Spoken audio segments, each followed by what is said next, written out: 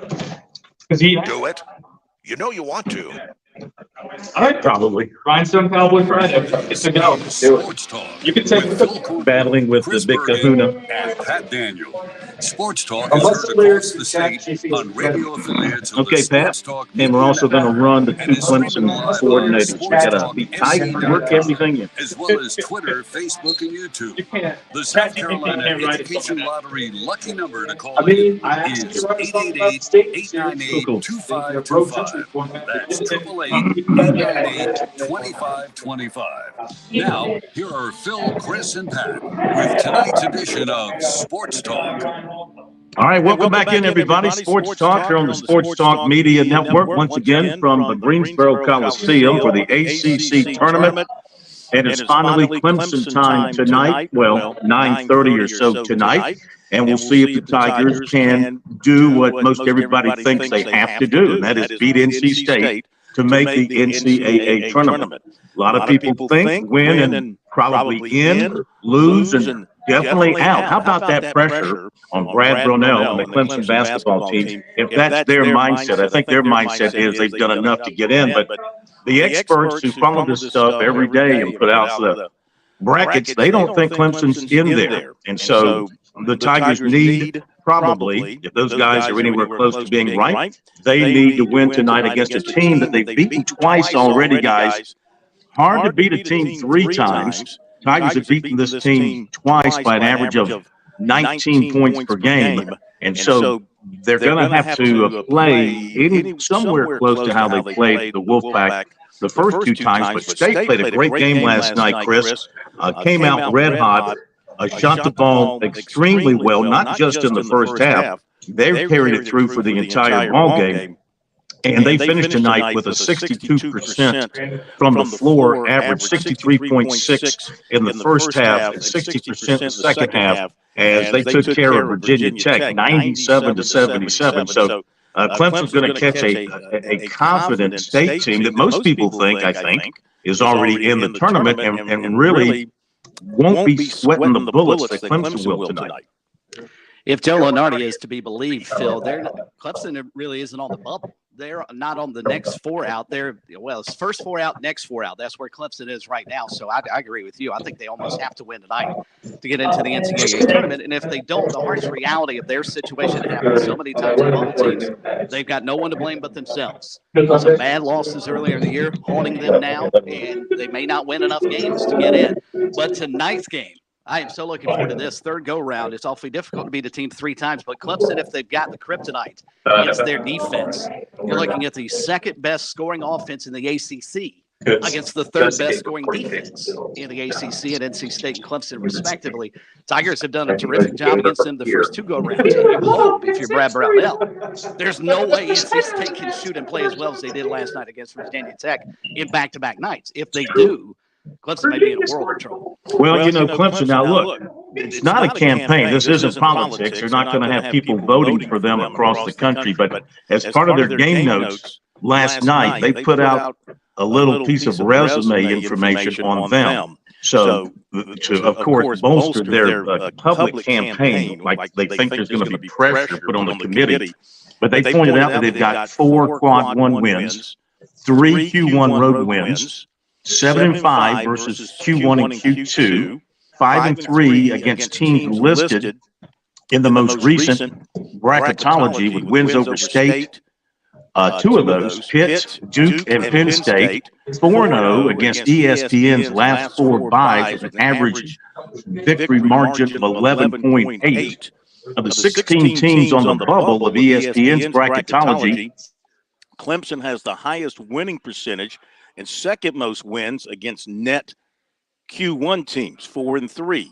3 of those 4 wins on the road. Clemson won 9 ACC games by double digits, the most in the league this season. And according to CBB Analytics, Clemson is 13th nationally in net rating against Q1 teams. And they included a quote from, maybe not the god of all basketball gods, but way up there at the top, Jay Billis. They included a quote saying they're a very good team. I like them. So they're Well, thanks for the support, Jay. they're doing, I guess if we could go to the polls and vote for Clemson, then maybe they would get in. But I just find it interesting that they're putting out this information, knowing that none of the brackets right now have them in. I mean, if you've seen Clemson play a good bit like we have, they appear to me to be a team that's worthy of being in the tournament, but they've got to go on the court tonight and prove it one more time. The NCAA tournament has long been set up for Power 5 teams to get in. And I have no sympathy for any Power 5 team that does not get in. And Clemson, if they don't get in, that gaping hole that they happen to leave out is smart on the sports information side. You don't want to show your warts. You just make sure you get all the blemishes out of there. But it's going to be the bad losses more so than the good wins that keeps Clemson out. But I agree with Jay Billis. They're a really good team. They're fun to watch. I like them because they're older. They're sort of old school college basketball, not like we see today because they've got so many older guys who have stuck around the program. I hope they win tonight just from a standpoint. I'd like to see them get an NCAA bid because I think all of us, like Brad Brownell, think he's done a nice job at Clemson and deserves an opportunity to get this team to the NCAA tournament. But I think it would be devastating for them to lose to NC State tonight. There's no doubt. Well, one thing we can all agree upon as Smitty joins us now, the Gamecocks are not going to the NCAA tournament. It's another March sadness for USC men's basketball as they lose last night. Of course, they weren't going anyway, but they lose last night to Ole Miss. I really thought they were going to play above themselves and win that game somehow, some way. They got a big game, Smitty, from G.G. Jackson. He certainly showed out in what will probably be his last game as a Gamecock with 24 points, but they only scored 61. And they couldn't sustain the run that got them back into the ball game and got them back on top shortly.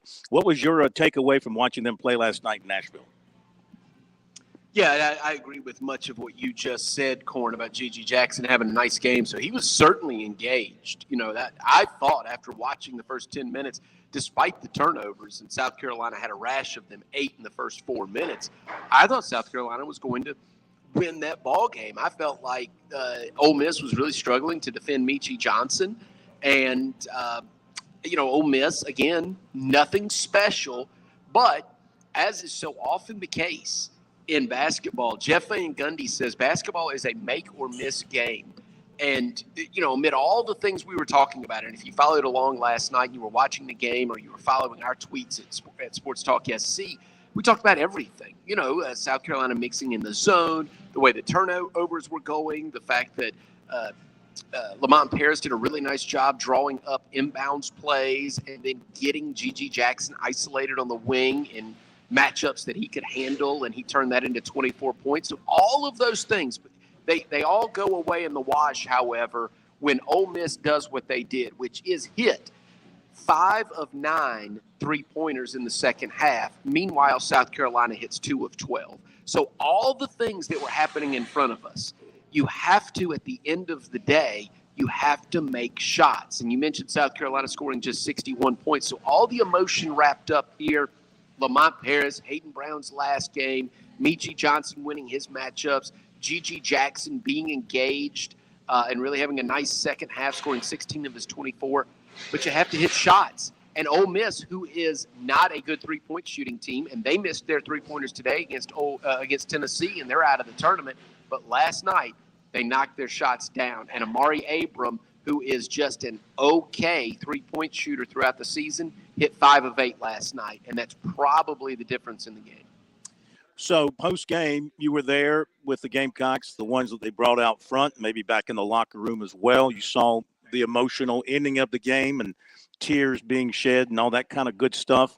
So what'd you take away from the post-game conversations? First of all, what's your gut on what Jackson will do? And then what'd you take away from what Paris had to say about closing the book on this first season and starting the rebuilding or the continuing building program, considering who we know will be back with the Gamecocks next season? Yeah, I'll tell you something, Corn. After, following this team throughout the year, I couldn't get a good handle on who they were in terms of emotionally. Was this a team that was together? Was this a team that cared about each other? Because in this era of the transfer portal, they were thrown together. Hayden Brown's a senior, but he spent 5 years elsewhere. He was just a one-year Gamecock. But last night I really changed my mind. And I don't think it was an act. I think this team really cared about each other. Michie Johnson was getting a lot of support from his teammates. And G.G. Jackson and Hayden Brown hugged each other, and they embraced for a long time and then talked about it in the post-game comments. And then Lamont Paris even talked about this team, the way they had grown as individuals, that they were not just a bunch of guys playing basketball together, that throughout the course of the season, they came to care about each other. And I don't know how much we saw that because, frankly, they lost so much this year, 21 losses, that from the outside, we're always focused on what they did wrong. But if you're on that team bus, if you're in that locker room, I think South Carolina really came together as a team. Now, what does that mean for next season? I don't know, because even Lamont Paris in his post-game comments had to say, when asked, what is the next step for this program? He said talent acquisition. I mean, they just don't have enough good basketball players right now, and they're going to lose Hayden Brown. You asked my gut about G.G. Jackson. I'm afraid to even step in that one. I have no idea.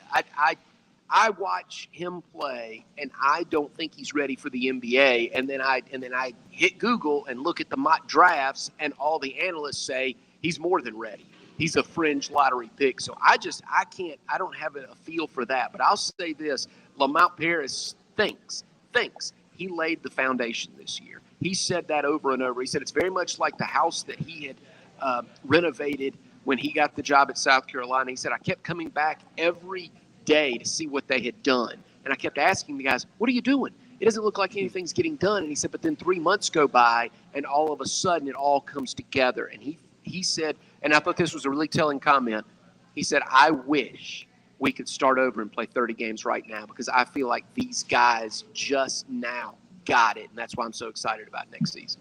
Yeah, that's a good sign right there. And there's no question they got better as the season went on. And but now he's got to go find some more pieces. He's got to find he's got to find some help inside for sure. Let's just assume Jackson. I think it's safe to assume Jackson's not going to be around. So now you got to go find yourself a marquee scorer.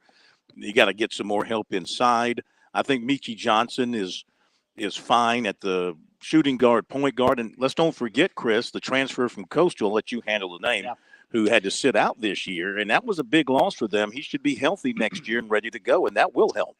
Well, you get Ibrahim Adiba back, who's an elite defender, and he's a true point guard. So you factor him into this team this year, and I think they're probably 3 or 4 games better. They're not going to win 20 games just because he steps on the floor, but I think he makes them infinitely better on both ends of the court, especially defensively. I'm not sure people realize how good an on-ball defender he is just because of his length and size. I mean, he's 6'6" as a point guard and does a terrific job as a defender and a distributor. So I think that's a nice addition that Lamont Paris already has in the mix. But, Smitty, I was disappointed the postgame press conference wasn't long enough for you to be able to ask this question. But I thought it was one of the rare times, and you talked about how good a job Lamont Paris is coming out of timeouts, and I agree. He drew up some terrific plays. One on an inbound along the baseline got G.G. Jackson a dunk after they ran through the play. But I was really surprised when they went on that 10-0 run about the 10-minute mark of the second half and got the lead. Ole Miss calls the timeout. He takes both Michie Johnson and G.G. Jackson off the floor. I'm guessing his thinking is, if I can get to the next media timeout, those guys are ready to go for the stretch run. But then Ole Miss comes down, shoots a 3, takes the lead, and Carolina never leads again. I thought that play and that decision was a major mistake on his part. If anything, don't take them both off the floor at the same time when you've got that kind of momentum. Yeah, it was interesting. I would agree with that. Now, you're right. The press conference kind of turned into this wistful situation where they were looking back on the season. And I don't want to ask that particular question, but I'll say this. I give some of the credit to Ole Miss. They started to double Michie Johnson wherever he was. So they took him off the point, and they put Jacoby Wright at the point, and they gave the ball to Michie on the wing, and they doubled him from there, and he got rid of the ball. And South Carolina went 2 or 3 possessions where they looked completely out of sorts and weren't able to do anything. And I think and then the next time after that timeout you're talking about, they did run a play where they were able to score when they slipped a screen. I think it was Hayden Brown that came and screened for Jacoby Wright. But your point is taken. I think he was trying to buy time. I think he had left Michie Johnson out on the floor for so long. I believe he put up 35 minutes of playing time last night. He left him out so long, he felt he needed to get him a blow, and they were just trying to tread water. They had just taken the lead 46-44, wanted to tread water, but the game got away from them. But I will say this. I agree with you. It could be argued that was a tactical mistake, but I'm actually going to look at it through this prism. I think Ole Miss actually won that particular part of the chess match because they changed what they were doing defensively. And South Carolina had been mixing in a zone, going back to man-and-man, bringing the zone back, and Ole Miss made some tactical changes in the second half, and it worked. And the truth is, South Carolina isn't deep enough. If you pull Michie out or you pull G.G. Jackson out or you pull Hayden Brown out, frankly, they don't have enough guys. They don't have enough ballers to hang in there in an SEC tournament game, and I think that's what caught up with them in the end. Well, here's the question, Smitty. Everybody wants to know. How many honky-tonks did you hit on Broadway? And it doesn't have to be last night. I mean, it could spill over into the daylight because there's honky-tonks open all day long on Broadway in Nashville. That's right. I was asked so let's see. I went to 3. I was asked to leave 2 because I got really rowdy.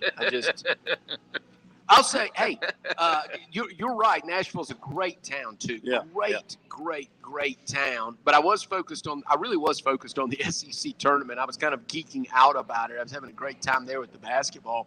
And having said that, I just thought of something, Corn. When you said earlier tonight about, we don't get to vote for the NCAA tournament, I would rather the NCAA tournament, instead of being revealed all at once, how about we say like with 35% of the precincts reporting, Bubba Cunningham, the North Carolina athletic director, has voted a straight ticket for the ACC. He's got Wake Forest going too. I mean, I would prefer that if we could see like Clemson in it as an 11, but then they kind of get overtaken by Wisconsin, and then you see the votes roll in California on the West Coast, and Clemson takes them back. I'd prefer the reveal for the NCAA tournament to go that way. Well, the way the electorate is in this country, they might mess it up just as much as the committee messes it up. So why not give them a chance to be heard from? You have a safe trip coming back. I know you still got a bit of a ride to go. We appreciate it. We'll see you tomorrow. Talk to you tomorrow. Great job in Nashville, and be safe traveling through the Smokies there. Good stuff, Smitty. Will do. Hey, thank you guys, and I tell you what, Clemson fans, hang in there. I'm excited about it. I think Clemson is about to make a run in the NCAA tournament. I know my predictions have not been good lately. I'm going to predict Clemson wins tonight, and Corn, you're there through the weekend, and we'll see you on Tuesday. Well, I'm good with that, but you did win the Sports Talk Pick'em Challenge this football season. Not only did you win it, you annihilated the competition. So, don't be falsely humble here. All right. Well, when I say my projections have not been good lately, I thought South Carolina was going to pull that win out last night, and I picked the wrong redneck to win at darts at Tennessee Whiskey last night. So that's what I mean by my projections haven't been good lately. Okay, my man. Good trip home. Appreciate you very much. All right, Matt Smith from Nashville, and we appreciate it very much, him being there to cover things for us. Sorry that the Gamecock season came to such a quick end. Let me update everything that's gone on here, gone on in Nashville, and everywhere else. Also, Georgetown's announced that Patrick Ewing is out. So, I mean, think about this, man. 2 of the greatest characters, biggest names in the history of the Big East out in back-to-back days in Boeheim and Patrick Ewing. How about that? 2-37 in the Big East the last 2 years, Georgetown. And how about this? You want to draw a further parallel. Patrick Ewing's last game as a Hoya was a loss to Villanova. His last game as head coach of Georgetown was a loss to Villanova. Well, get this. Look at 2 coaches that lost to South Carolina this season are out of work. Good point. What's his name at Ole Miss, right? He got fired. And now and Patrick Ewing, he lost to the Gamecocks. Anybody else who lost to the Gamecocks get fired? I don't think so.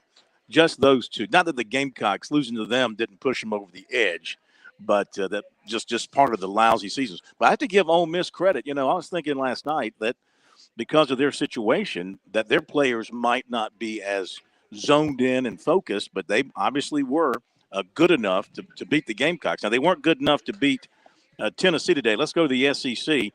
Tennessee had a little bit of a battle on their hands with Ole Miss, but they win it 70-55 to advance at the SEC tournament. So they move into the quarterfinals. That's a 5-13. And leading the way for Tennessee today, of course, they're without their star point guard for the rest of the season. But Josiah Jordan James from Porter Gaud had 20 points, hit 4 3-pointers, 6 of 13 from the floor, 7 rebounds. So big game for the Palmetto State native. Viscavi had 15 points, 6 rebounds for the Vols. And for Ole Miss, Burns had 14 points. So Ole Miss is done. Tennessee wins 70-55. Also in the SEC this afternoon in the first game, Florida State and Florida. This was an outstanding game. Mississippi State. Did I say Florida State and Florida? Mississippi State and Florida. Mm-hmm. Mississippi State defeated Florida 69-68. I say it was an outstanding game. It was a close game. I hear it was a lousy performance by both teams. Mississippi State shot 39%. Florida shot 40%. The Bulldogs were 2 of 14 from 3. The Gators were 8 of 35. But Mississippi State, I think they're putting themselves in pretty good shape to make the tournament. They win at 69-68. That's a 9-8 at the SEC tournament. Now, here in Greensboro, they may be a team that Clemson needs to see go away quickly. The more wins of teams like that are sitting along the bubble right with the Tigers, and they've got 21 wins now after that victory, that's a team that Clemson probably needs to lose tomorrow and get out of the way. Yeah. Now, here in Greensboro, the top seed Miami played Wake Forest. Wake Forest lost in all the conversation about Boeheim yesterday. We really didn't go into details about their win, but they hit a shot at the buzzer to win that game to advance to today. And they played Miami tough. Miami had a little bit of a lead in the second half, and Wake Forest fought their way back into it. But Miami wins at 74-72. What's kind of, if you're a Wake Forest fan, they had a shot at the halftime buzzer from about half court that went in, but it was about a half a tick after the lights came on. Wow. So, you're a Wake Forest fan. You say, gosh, give us those 3 points. We win the ball game. Now, you don't know how the game was going to go after that. But they missed that opportunity. They did have a chance late. They hit a 3 with 7 seconds to go, got it back to within a point. And then they put a shooter on the line, and he missed. He missed the free throw. Wake Forest got the rebound, threw a long shot up there that hit the backboard and the rim, but missed. So it was a 2-point lead after that 3, and they ended up winning 74-72. And Miller had 18 for Miami. Wong had 17 to lead them. And Miami shoots 53% for the game. Wake Forest was led by Appleby, who was terrific. 24 points, 8 of 24, 5 of 15 from 3, 5 rebounds, 5 assists.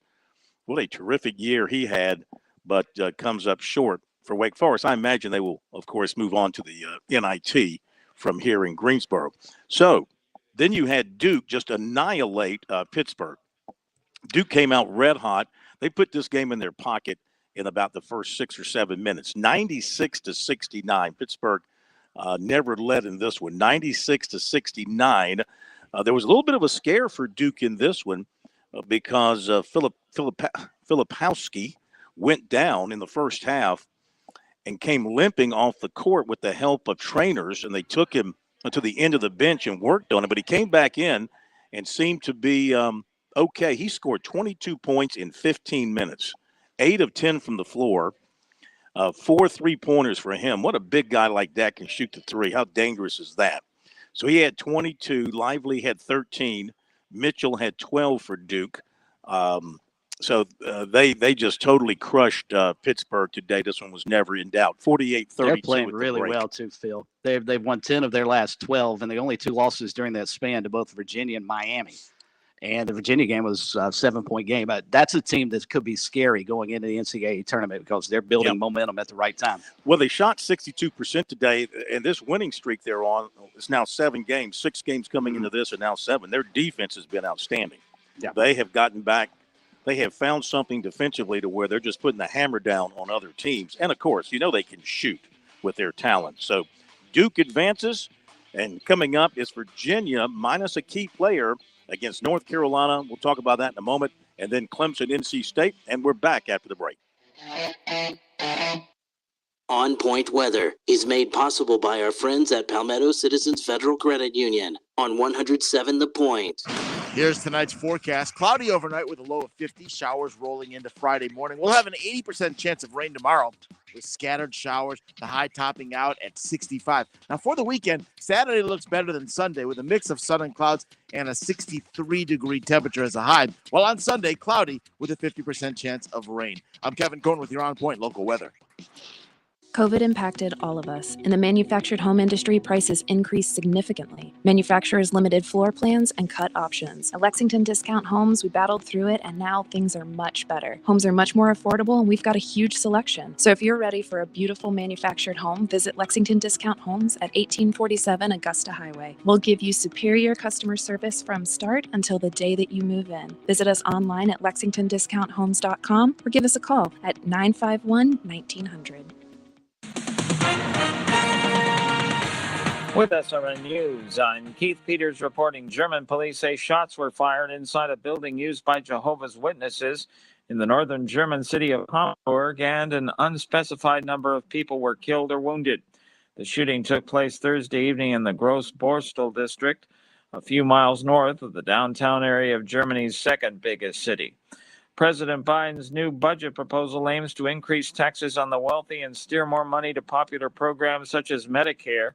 Overall, the spending blueprint released Thursday anticipates an additional $5.5 trillion in revenue over the next 10 years, plus $2.6 trillion in new spending. The plan has virtually no chance of passage in the Republican-led House. On Wall Street, the Dow down by 543 points. The Nasdaq dropped 237. More details at srnnews.com.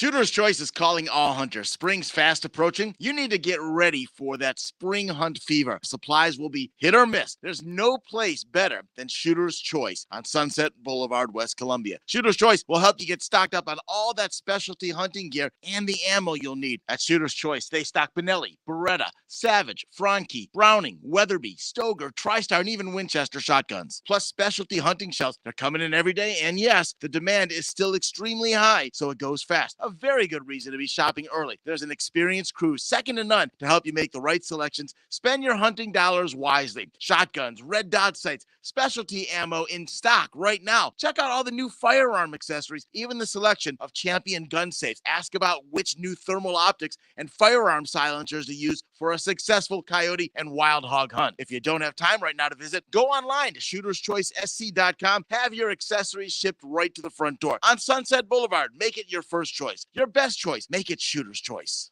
Hi, I'm Tazima. Join me every Saturday at 11 a.m. for Small Business Saturday. We'll celebrate business owners in our community while learning their stories of success and failure. It's Small Business Saturday right here at 100.7 The Point. Fran Halloran here. Now listen closely to what I'm about to say. I'm a business owner, and many of you listening right now, you're business owners as well. The first rule in owning a business is this: don't waste money. I see business owners waste their marketing dollars all the time. Not me. I figured out a long time ago, 8 years ago to be exact, that spending my marketing dollars at the Point was not only intentional, but extremely profitable as well. If you're a small business owner, you owe it to yourself to sit down with Kevin Cohen and ask him to create a custom marketing plan for your business. He's looking for folks just like you who believe in local to partner with him in 2023 and beyond. Trust me when I tell you, partnering with The Point works. You will see results and your marketing budget will no longer be wasted. Give Kev a call at 803-563-8558 and tell him the Money Coach sent you. Every Friday morning at 9 a.m. on The Point, join me, Chad Jordan, and my co-host Larry Jordan for the Palmetto Real Estate Pros. We'll help you out whether you're looking to buy, sell, or just learn all things real estate every Friday right here at 100.7 The Point.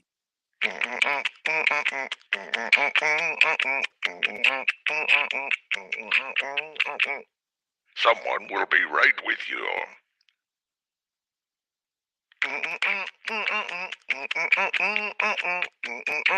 Please continue to hold.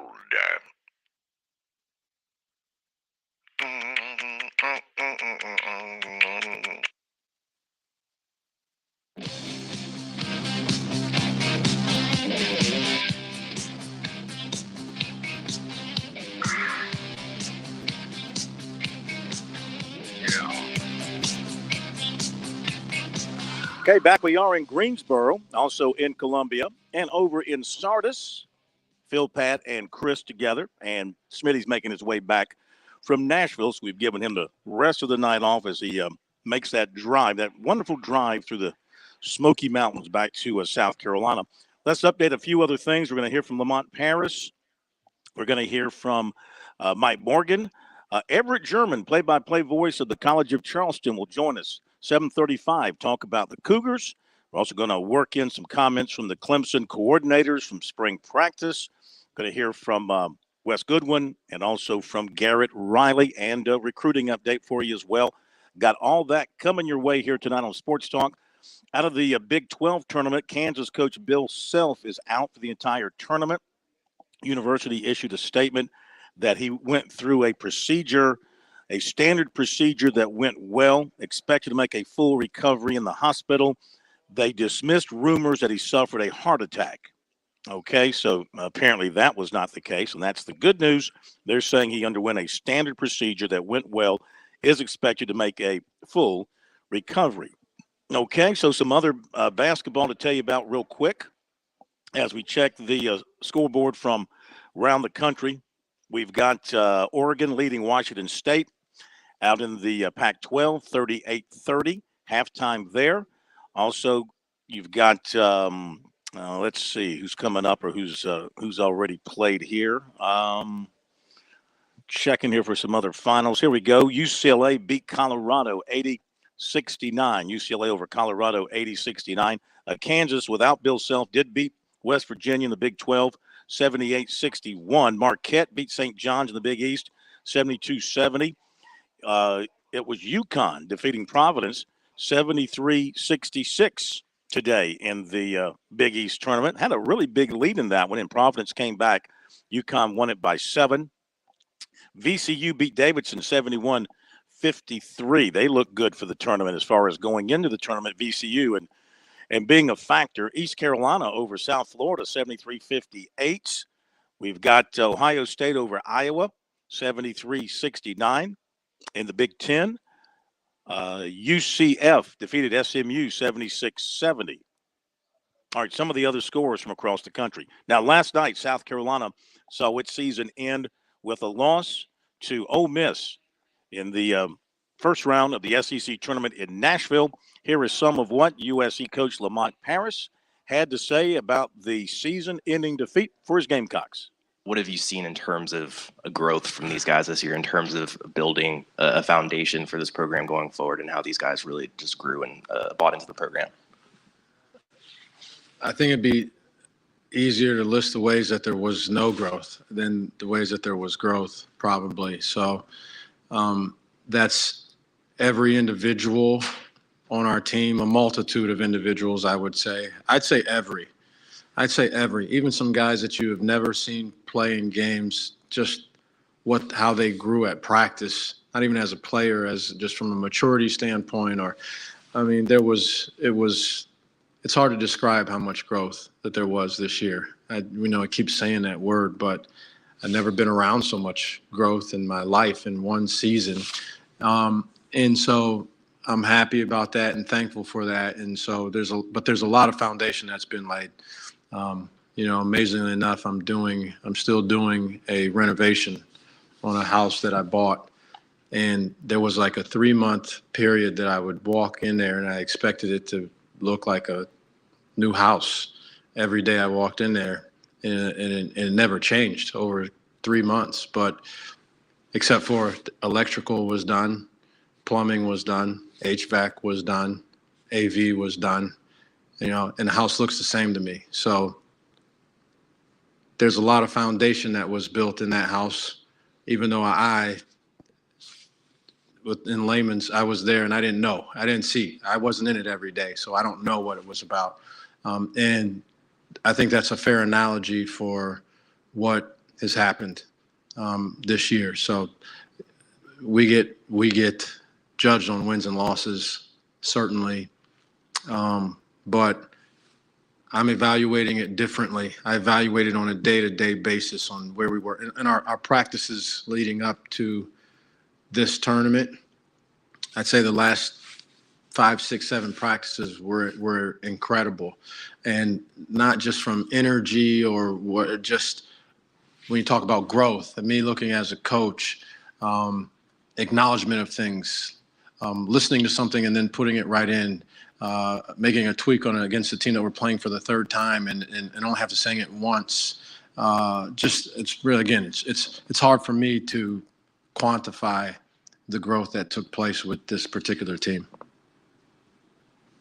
All right, was there another? Yeah, let's go right to the front row here, and then we'll come back on the right side. Coach, in terms of building, how do you approach that with recruiting? Obviously, you guys had some very bright spots this season.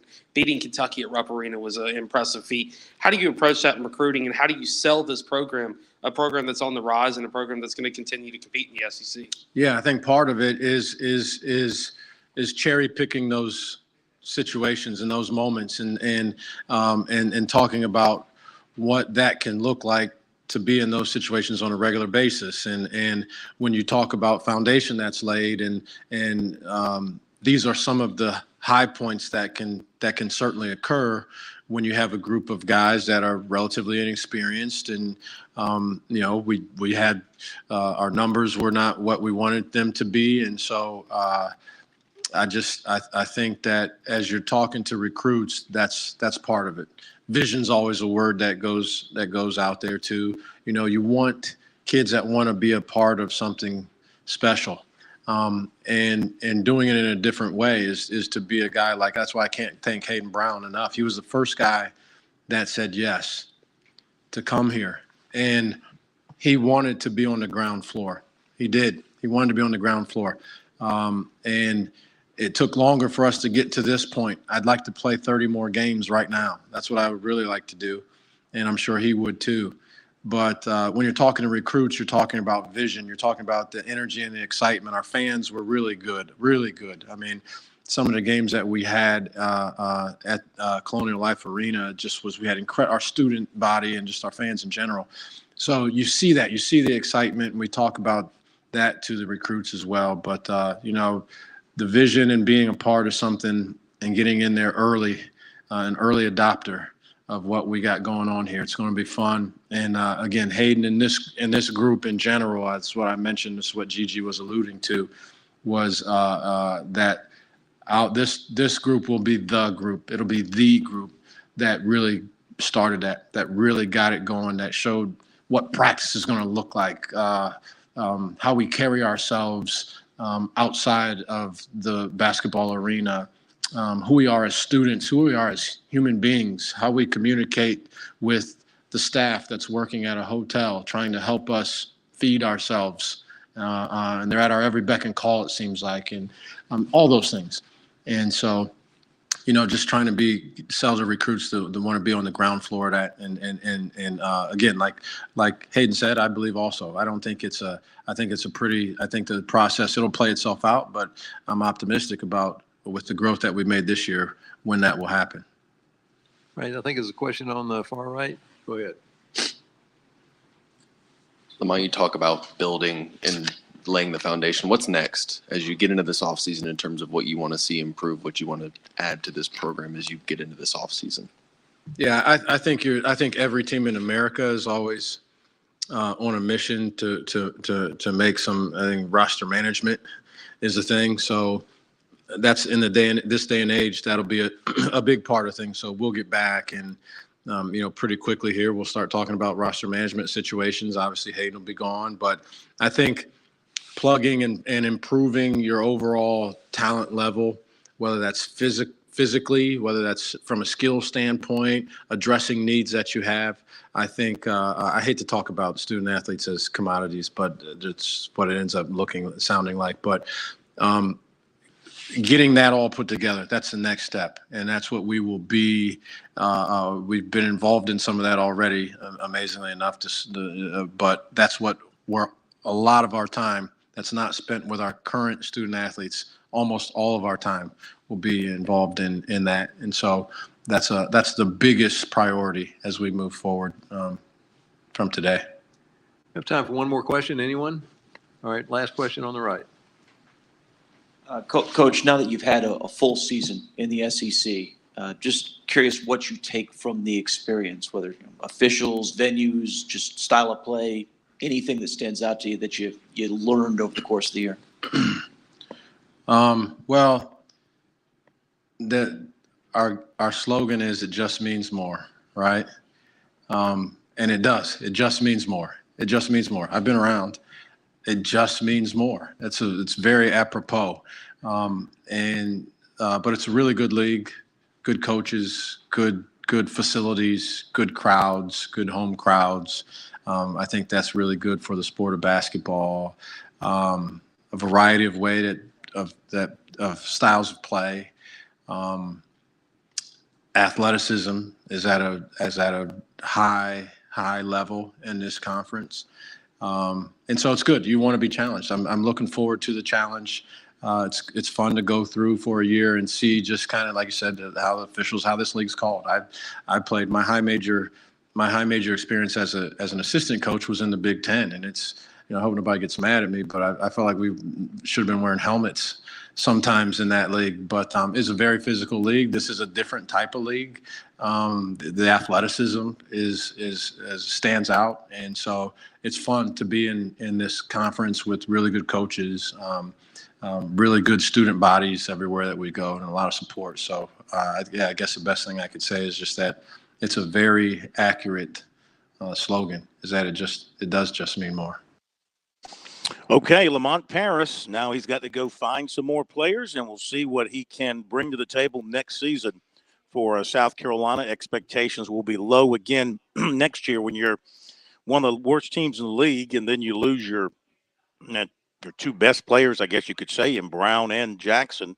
And you have to start over, basically. They'll be picked very low again next year, but maybe he'll have a chance to use that and work a miracle for Gamecock basketball next year and at least get them into the middle part of the SEC and then try and grow from there.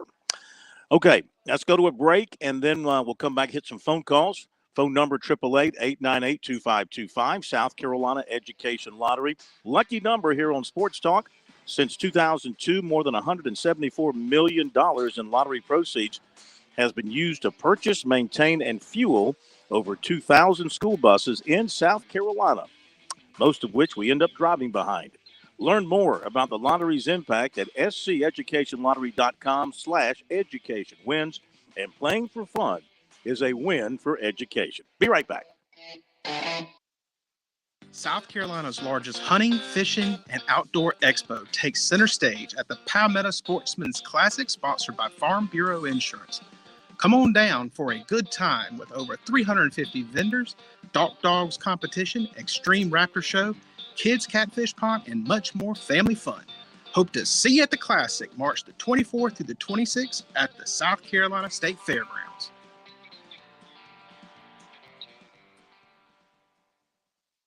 Parents ask, what's the best way to save for college? I'm State Treasurer Curtis Loftus, and my answer is always open a Future Scholar 529 college savings account. It's easy. You can get started online with any amount. It's flexible to adapt to your child's college dreams, and you can deduct 100% of your contributions from the South Carolina state tax return. So what are you waiting for? Go to futurescholar.com and see why it's the smart, easy way to save for college. futurescholar.com. Hope, life, and the Great Palmetto. What do these things have in common? Scholarship dollars. The SC Hope, the life, And the Palmetto Fellow Scholarships are funded by the lottery players of this great state. And after 20 years, you've invested over $7 billion in education. $7 billion. Impressive. The South Carolina Education Lottery. When you play, we all win. Hi, I'm Jim Corbett. I've been an attorney for more than 30 years. There's one thing I've learned about injury cases. It's you need the personal touch. You need the lawyer to get to know you and describe your damages. You don't want a case manager talking to an insurance company, then talking to you, and then talking to maybe to a lawyer with limited experience at the last minute to try to settle a case. I talk to you. I find out what your case is about. Jim at JimCorbettAttorney.com. Jim at JimCorbettAttorney.com for your injury cases.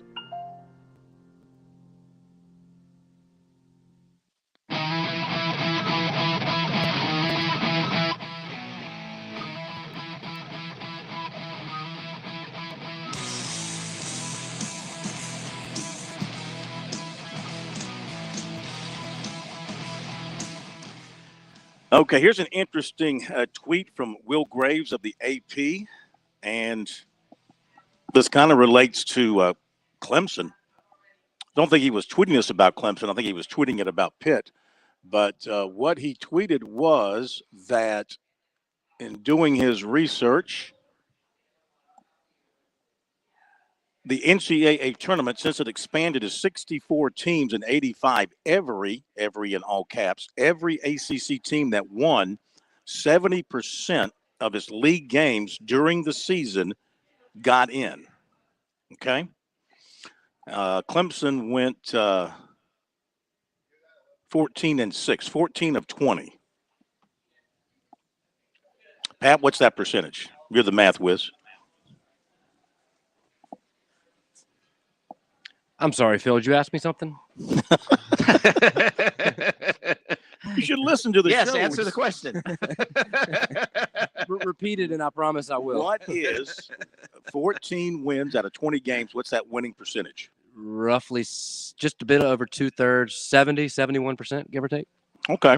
So Clemson would qualify under that particular statistic, would they not? They would. And remember, we did research on this the other night, and I found only one team going back to win the NCAA tournament expanded in 1985. Only one top 3 ACC team has ever missed the NCAA tournament, and that was Virginia in I believe it was 1999-2000.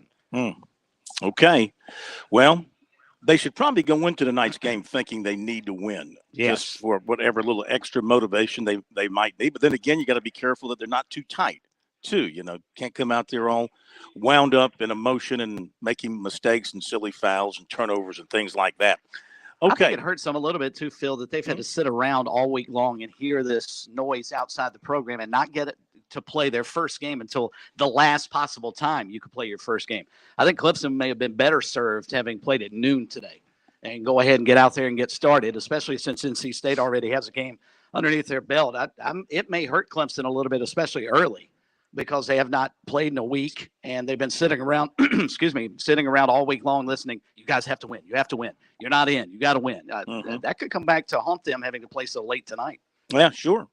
Listen, I mean, if you're not going to play the second game or the first game of the evening session, I mean, either it's too early or it's too late when you play on the fringes, the primo games or that second game. Of course, I will have to say, and I'm flashing back to my history here from covering the ACC tournament, but not having been here for several years, but pretty disappointing crowd today for the afternoon session. This is the quarterfinals now of the ACC tournament in Greensboro.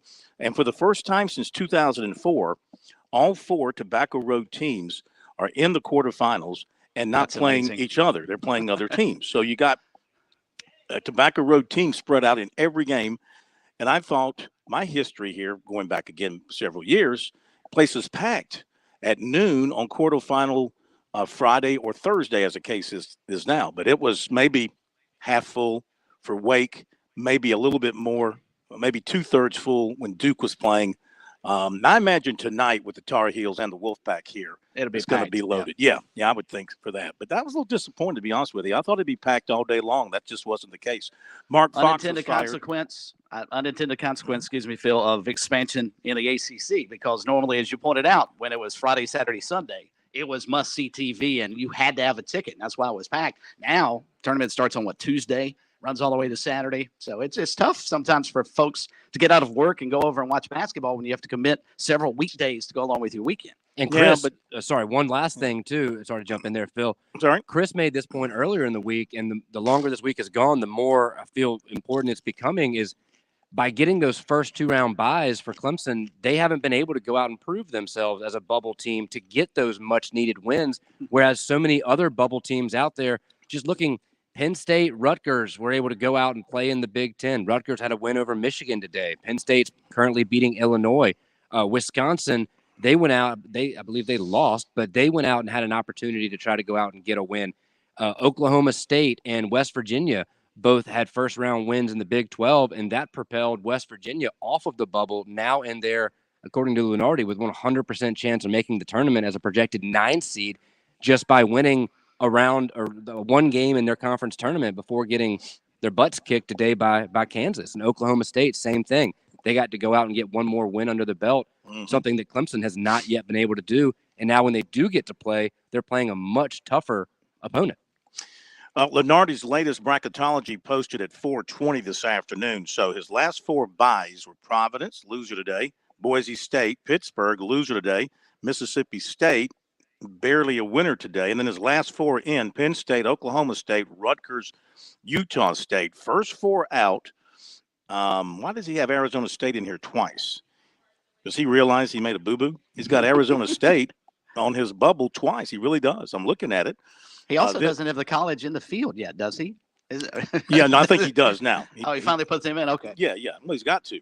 But he's got North Carolina and Wisconsin still, first 4 out. And then his next 4 out are Michigan, Clemson, Oregon, and Vanderbilt. He's got Furman as a 14 seed playing Gonzaga in Albany. And he has got Charleston. Let's see. Where is Charleston? A 12 seed against Duke. Yeah, 12 seed against Duke in Orlando. How about them apples? That could be fun. Yeah. All right, to the phones. I know we've been promising and haven't gotten to people. Tiger Bryan in Lancaster. Welcome in. How are you? I'm doing great, man. I enjoy y'all's show so much, man, because y'all give more information about everything, not just football, basketball, softball, baseball. Y'all do a great job as always. Well, thank you, Tiger Bryan. You know what, Tiger Bryan? I think I want to hire you to be a salesman for us. We need you to go out and. I used to sell heat and air units. That's why I got to retire when I was 54 years old. Well, see, you're really good. You're a great salesman. Oh, man. Well, if they didn't need it, you go to some people's house. They didn't need a unit, but they was damn determined me to change them units out. So I give them what they wanted. Now, which brand did you sell? I sold everything from mine's got the last one I put in my house was Coleman. Coleman's a good one. Mm-hmm.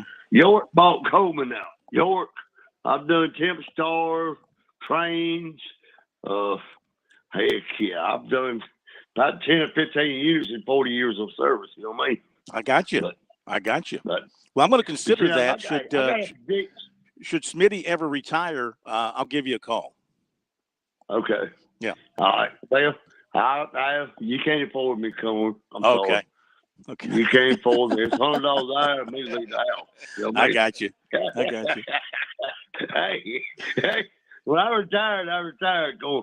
I hear you. I hear you. I got a prediction today. I've been looking and just watching.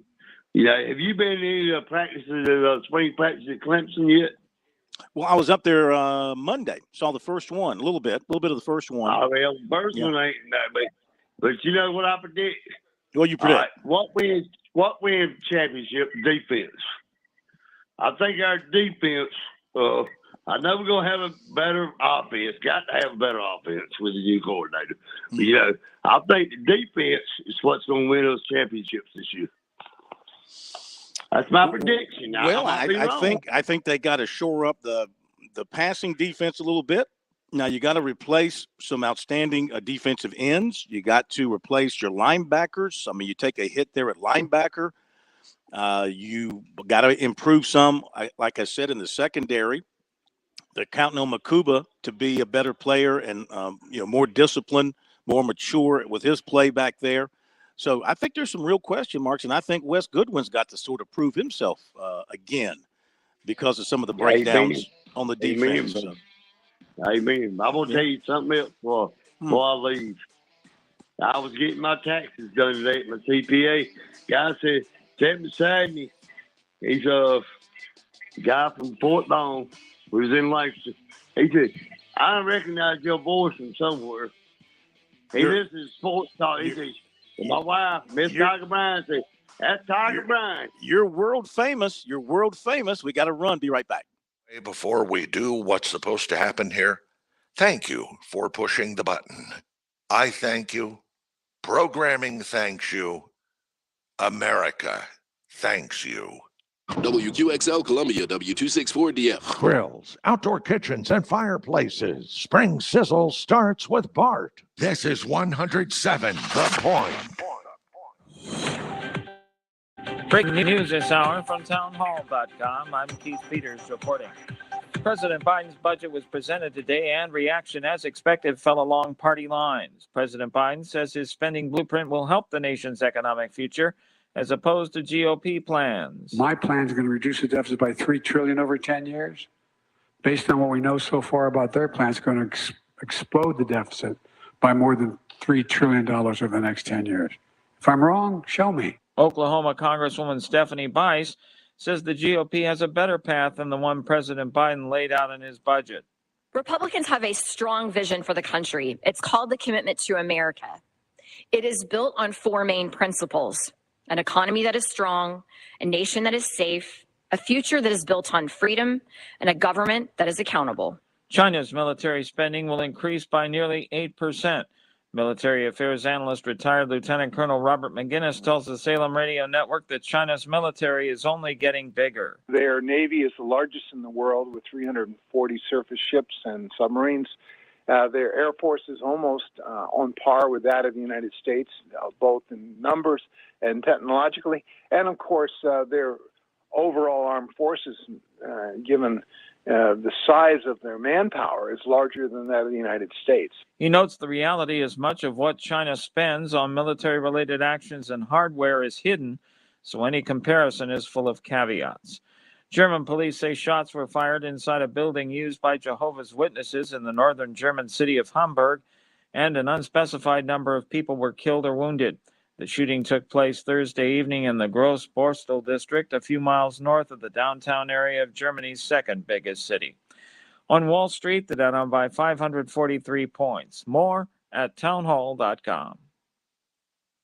Miss Prager here. Sue and I mean it. Dogs are part of our family. We love Otto and Snoopy so much. There's nothing quite like their loyal companionship. So we provide them with Rough Greens. In fact, I just talked to my wife about it because we want them to be healthy and we want them to be with us as long as possible. That's true. I know Sebastian Gorka feels the same way. The Pragers and I couldn't agree more. Our pups, Killian and Leia, rely on us to provide what's best for them. And naturopathic Dr. Dennis Black has packed Rough Greens full of vitamins, minerals, digestive enzymes, omega oils, and more that supplement their food in a way that has shown us great results. Trying out Rough Greens is an easy yes, recommended by me, Dr. G. Naturopathic Dr. Dennis Black here, and I'm so proud that the Pragers and Sebastian Gorka have entrusted their dog's health to Rough Greens. I'm so confident that Rough Greens can help your dog, I'm offering you a free Jumpstart trial bag. Just cover the shipping. Yes, your dog's food is dead food, but you can bring it back to life with Rough Greens. Go to ruffgreens.com. 6.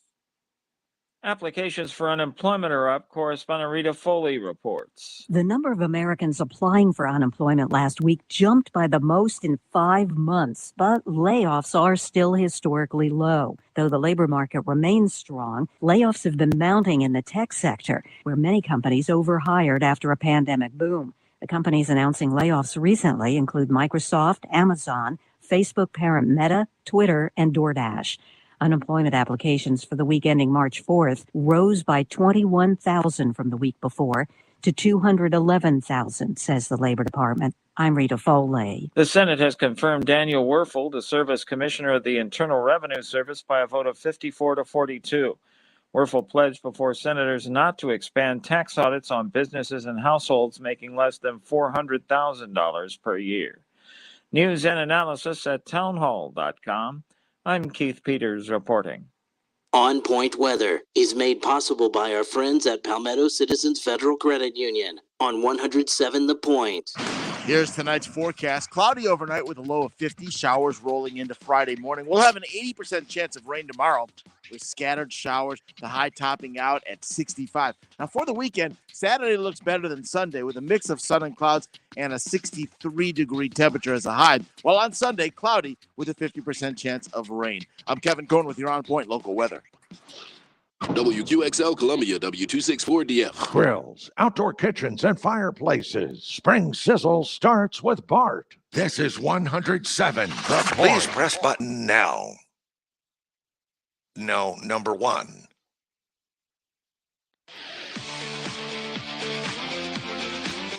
Welcome back to Sports Talk on the Sports Talk Media Network. You can reach the guys with the South Carolina Education Lottery lucky number, 888-898-2525.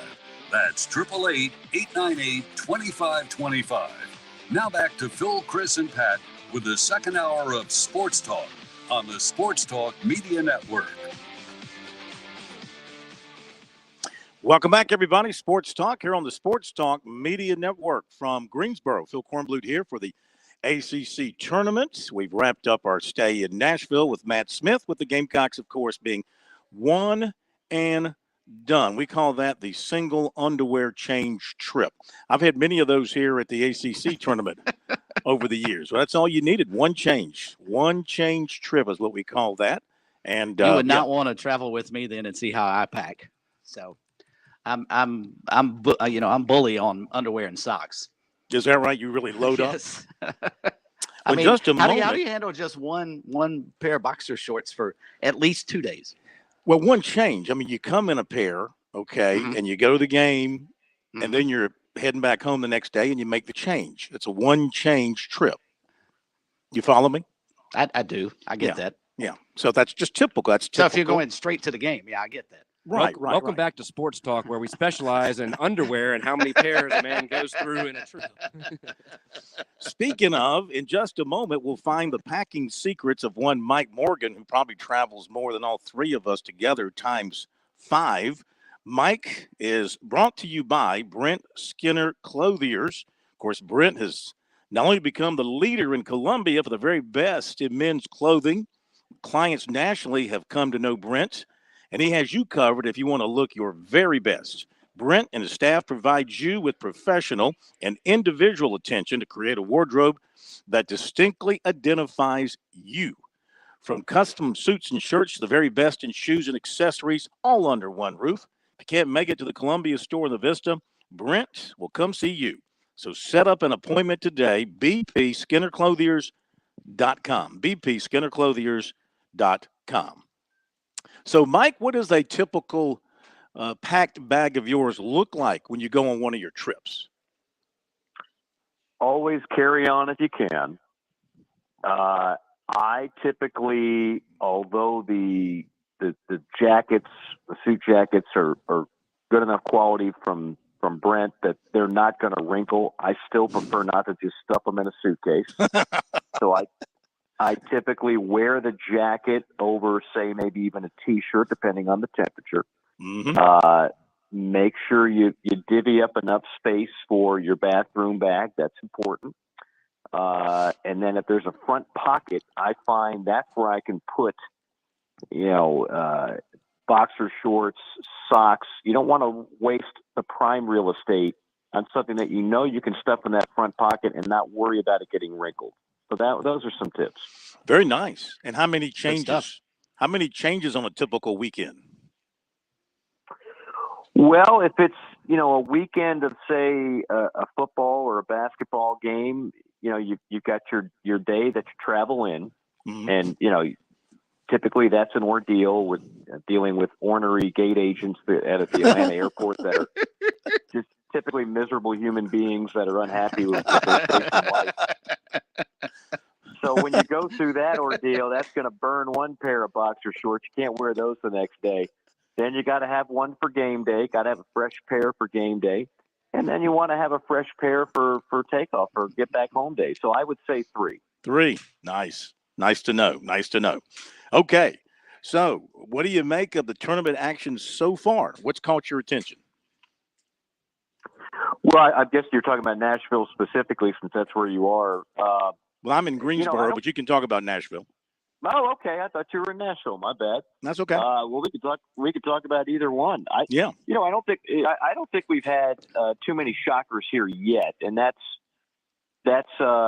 not surprising. I mean, we go through this every year, and I heard it again, and I'm not going to mention who said it, but the cliche of anybody can win it. It's a whole new season, and that's a crock. I mean, typically, if you are like the 14 seed, you're a 14 seed for a reason. It's because you're not nearly as good as the teams at the top. So you might be able to spring an upset, maybe 2 at the most, and then you're going to likely go down. I mean, that's typically the case. So, I mean, I remember maybe the best kind of run of a team that did not have a great regular season was the Gamecock team that did go to Nashville and made it all the way to the championship game and lost by 2 points to the eventual national champion Florida Gators. And that was a team nobody thought was going to get that far and nearly won the whole thing. And winning that final game, those 2 points would have been the difference between going to the big dance or going on to the NIT, which, as we know, they won the NIT. But that's the exception of the rule. Typically, like, for example, in the SEC, there's not 14 teams that have a chance of winning it. Obviously, a couple have already been eliminated. But in my mind, there's really only 3 or 4. There's Alabama, there's Texas A&M, maybe Tennessee, Kentucky. If you wanted to throw a wild card in there, you can. But then you start running out of teams that can honestly go the distance. And the same thing in the ACC. I mean, once you get past Miami, Virginia, Duke, maybe Clemson, if you want to throw them in there. Obviously, they've proven they can win in that league. They did it for much of the year, but they've been very inconsistent here of late. And so that would give me pause to say that they can win the whole thing. But they certainly have a chance to make a run. I don't think the ACC top to bottom is very good this year. I haven't for a while. And so that leads to some teams that maybe don't ordinarily get very far in this event that certainly could. Yeah, watching Duke play today, boy, they looked awfully good. We'll see how North Carolina plays tonight. They're underway in their game here, and they're up on Virginia 5-2. And in Nashville, Arkansas has jumped on Auburn 10-2.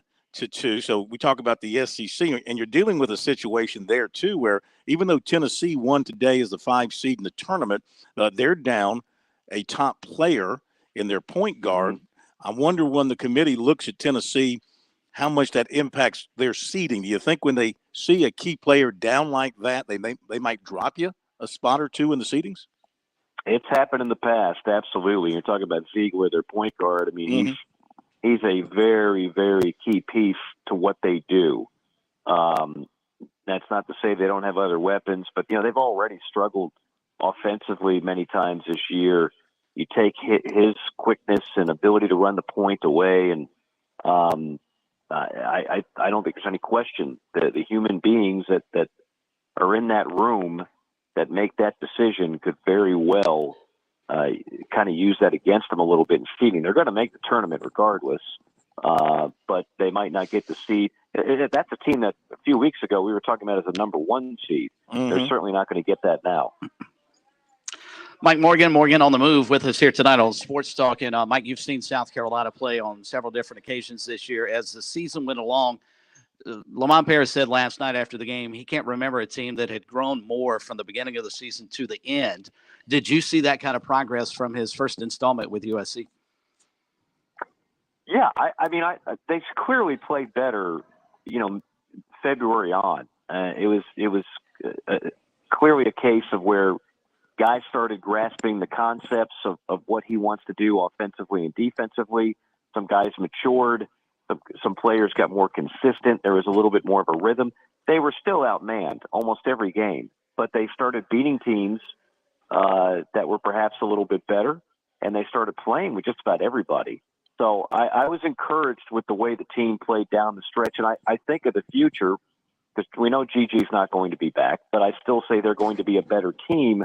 No knock on Gigi, but you're going to have Michi, you're going to have Jacoby Wright, and you're going to have Josh Gray.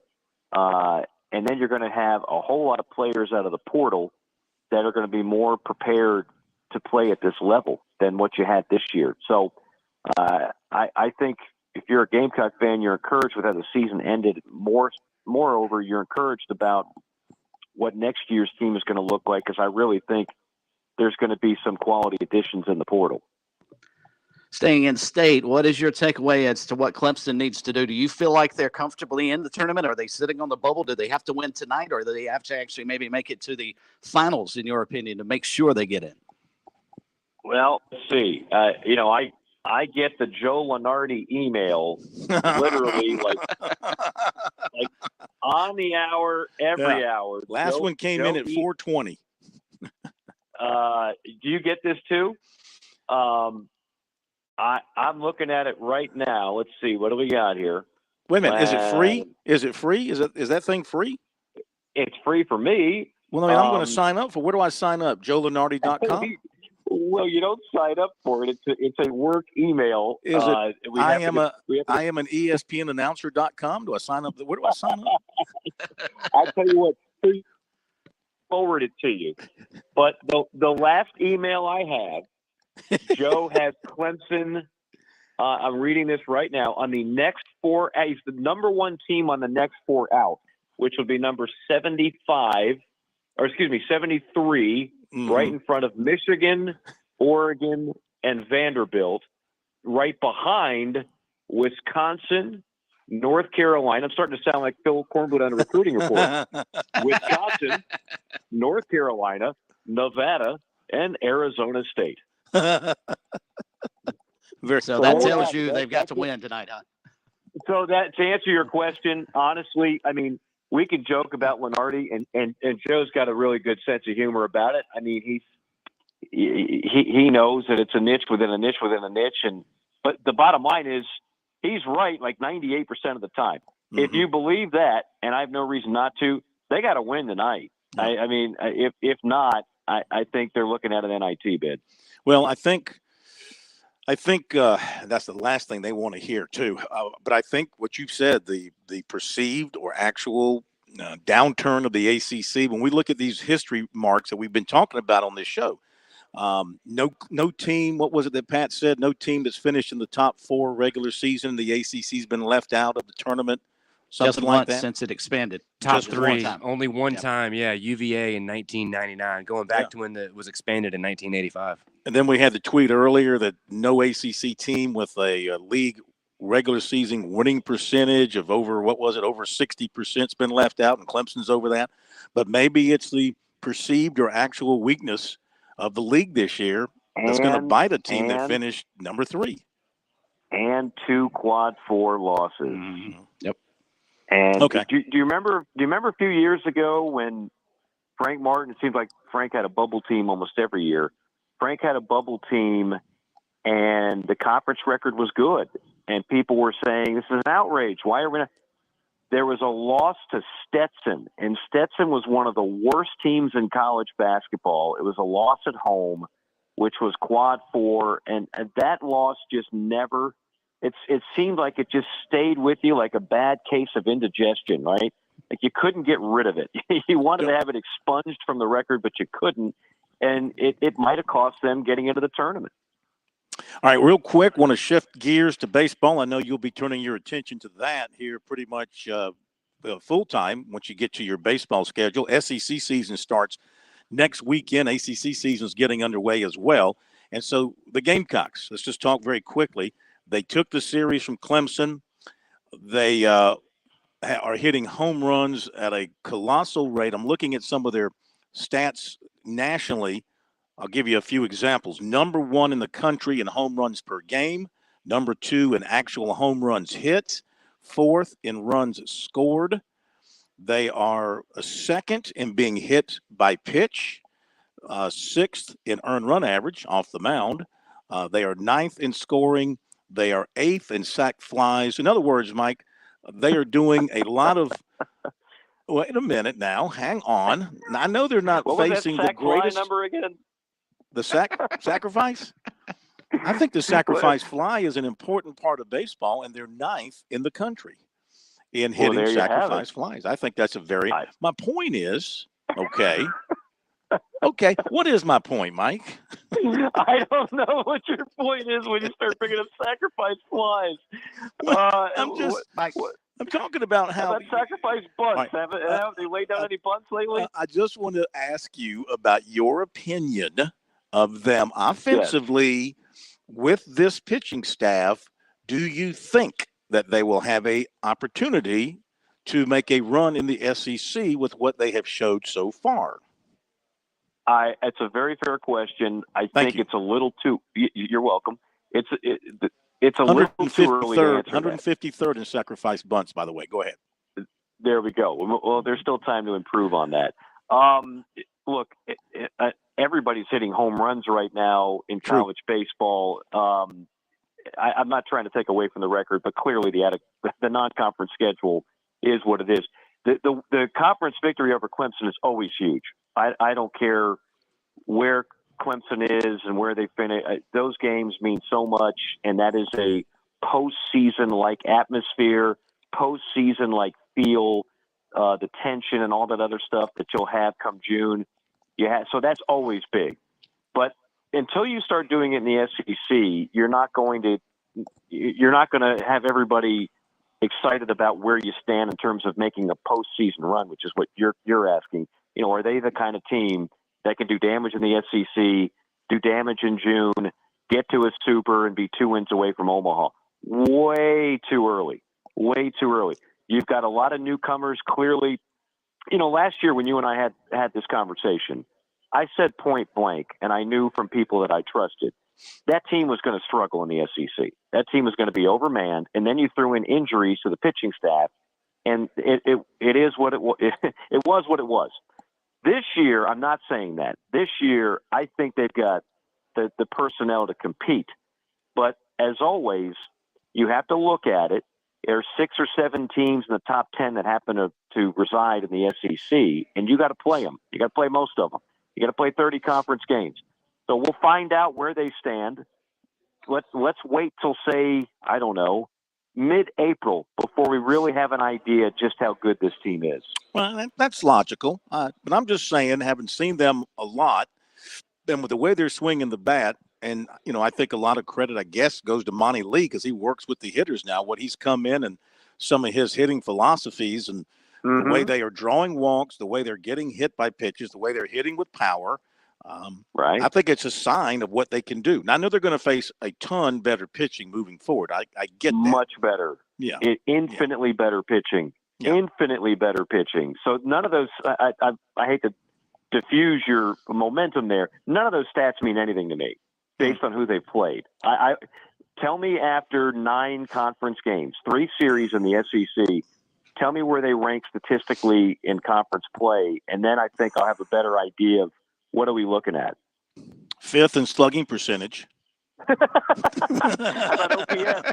Give me some OPS, Phil. That's the stat. That's the new age stat. Everybody wants to know on base plus slugging. What do you have? How about WAR? If I give you the WAR, how will that work for you? I think WAR is a silly stat that is completely. When you listen to some of the WAR numbers on major league players, it is so misleading. Don't come to me with WAR. Come to me with OPS. I'm a big believer in OPS. Don't come to me with WAR. They don't have that here, but I have yet to been able to figure out what wins after replacement actually means. Above replacement. I'm sorry, wins above replacement. That's even worse. What does it mean? It means that if you're talking about a specific player, let's say, I don't know, pick one of your Yankees. Who's Aaron your Judge. favorite Yankee, Phil? Aaron Judge. Of course. Okay. Yeah. So Aaron Judge's WAR is going to be quite high, especially coming off an MVP season. In other words, his WAR would be how many more games do the Yankees win with him starting in the outfield than your average replacement? your average outfielder in his place. And I don't know what the number would be, 12, whatever. Yeah. And that's that. But, how they come up with that, I have no idea, and I don't trust it. There's so many other numbers in the game that I do trust that I don't look at WAR. I'm all about peace, Mike, Phil. I don't like WAR. Mike, I know. I get that. Give peace a chance. I'm all about the numbers on the scoreboard. If you ask me in the final analysis, that's the only number that matters. What's on the scoreboard? Absolutely. It's all about the slugging percentage against Tennessee Tech. They haven't played Tennessee Tech yet, but give them time. Give them time. Okay, we're going to let you iron your shorts for when you get back on the road, and we'll talk to you next week. I look forward to it, guys. Be well. Light starch, and a lot of ironing. Thank you, Mike. Appreciate it very much. Okay, Mike Morgan on the move with us here on Sports Talk. Let's update a couple things. North Carolina leading Virginia 11-7, and Virginia announced about an hour before tip that one of their key players out for the rest of the season broke his hand in practice yesterday. Let's see if I can. Good grief. Here it is. His forward Ben Vanderplas missed the rest of the season, fractured his right hand. He started the last 14 games, 7 points and about 5 rebounds per game. So Tony Bennett needs to back off practice at this late date in the season. Good grief. Telling you. Arkansas up on Auburn 22-15 midway through the first half. Let's take a look at this North Carolina-Virginia game real quick. Tar Heel shooting 42%. Yeah, Virginia 30%. Neither team can shoot from 3 thus far. Not many free throws, not too many turnovers. So, kind of a sluggish offensive start. And they're about a little over 12 minutes in. It's only 13-9. Okay, I tell you what, Pat, why don't we do the recruiting? We'll slide the break over. I'll go ahead and do the recruiting update here. And then Everett German will join us after the bottom of the hour. Is that agreeable for everybody? Everybody agree with that? Sounds great. Yes, sir. Works for everybody? Okay, we'll give you the recruiting report brought to you by our good friends at Seawells. Hoping tomorrow, Pat, you're there. Hoping tomorrow is going to be a roast beef Friday at Seawells, another RBF. Do we have any confirmation on that? We most certainly do. Tomorrow at Seawells will be a RBF with carved roasted sirloin of beef along with southern fried chicken and grilled hamburger steak and onions, which means lots and lots of gravy. And then don't forget, you can get all the local fixings you can handle on the side, salad, and dessert. Excellent. And, of course, for the very best in the catering business, just give Seawells and their folks a call, and they'll be happy to work with you. 803-771-7385 online at SeawellsCateringSC.com. All right, a few recruiting notes for you. USC offensive line coach Lonnie Teasley has been in communication with offensive tackle, offensive guard Caleb Brewer, 6'6", 290, out of Reading, Pennsylvania. And the Gamecocks are among his offers, but they've not yet set up a date for a visit with him this spring or later. He said they seem very interested. They want him to visit, but he's not sure that he's going to take a visit at this point. So I don't know how strong his interest is back at them. He is going to be visiting Notre Dame March 31st and Michigan April 1st. He's been to NC State and Duke. He went to those two places last weekend. Ole Miss, Illinois, West Virginia, Tennessee, Rutgers, Nebraska, Syracuse have also offered. Today, the Gamecocks offered Houston transfer offensive guard Cameron Johnson. He's 6'4", 305. He was first team all-conference this season, spent 4 seasons with the Cougars, and he's in the transfer portal, John. Dillon offensive tackle Josiah Thompson plans to visit Clemson on Monday for a spring practice. Then he and teammates, 2025 running back cornerback Jamarian Fling and 2026 quarterback Josiah Oxendine will visit USC's practice on Tuesday. Quarterback Air Noland, I love that name, Air Noland of Fairburn, Georgia, be at Clemson tomorrow and Saturday. He might be the guy the Tigers go after now in the 24 class. That's going to be his first visit of the spring. He did go to junior days in January to Texas A&M and Alabama. Other spring visits are Arkansas, Miami, Ohio State, Alabama, Texas A&M, and Purdue. He was offered by Oregon today. 2025 cornerback Tyler Redmond, Alpharetta, Georgia, will go to Clemson. On Saturday, USC target defensive tackle Kamarion Franklin will visit Florida State tomorrow. He's got USC on the 17th. USC target tight end Caleb Odom goes to Auburn on March 17th. Clemson target offensive tackle Fletcher Westphal, Leesburg, Virginia, plans to visit Florida State tomorrow. He'll be at Clemson April 5th. Offensive lineman Gabe Keys, 6'5", 230 of Louisville, plans to be at Clemson March 31st. USC target safety Cameron McKell was offered by Michigan and Mississippi State. He's got visits in April, Tennessee April 3rd and Georgia Tech April 8th. And he said he's trying to set up a date with the Gamecocks as well. Defensive end Edric Houston of Buford, Georgia, will visit Clemson Saturday, Tennessee on March 25th. Clemson and USC target defensive end Darian Mayo was offered by Georgia.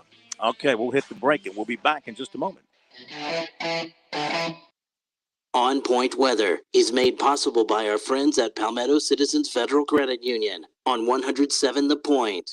Here's tonight's forecast. Cloudy overnight with a low of 50. Showers rolling into Friday morning. We'll have an 80% chance of rain tomorrow with scattered showers, the high topping out at 65. Now for the weekend, Saturday looks better than Sunday with a mix of sun and clouds and a 63-degree temperature as a high, while on Sunday, cloudy with a 50% chance of rain. I'm Kevin Cohen with your On Point local weather.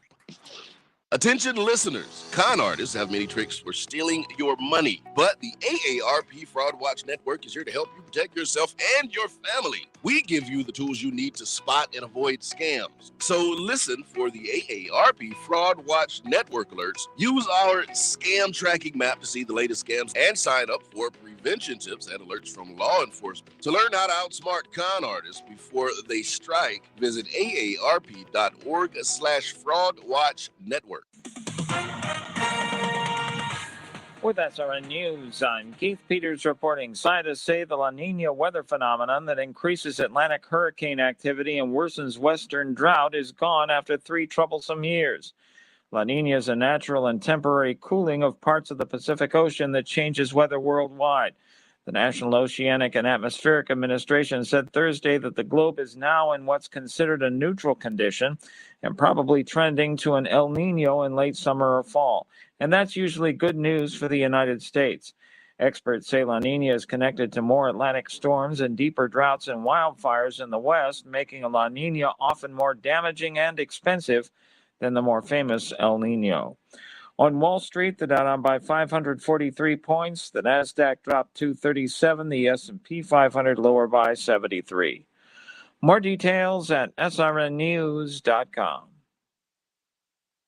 Dave Ramsey here. Do you want your money to work for you rather than you working for your money? Go see my friends at Palmetto Citizens Federal Credit Union. They're not a mega bank and have been serving the Midlands since 1936, offering good old-fashioned customer service and free services. They'll look out for your financial well-being. With 14 locations, check them out today at palmettocitizens.org. Federally insured by the NCUA. The pipes burst, you're getting the repairs done. Now it's time for your flooring. This is where the flooring department shines. We don't have a huge multi-million-dollar showroom, but we all buy from the same manufacturers. So why pay more? We're locally owned and have 30 years experience in the flooring industry, and we stand by our work. Get tremendous customer service and great pricing with the flooring department, 951-3567, or online at theflooringdepartment.com. That's 951-3567 or 951-FLOR, the flooring department.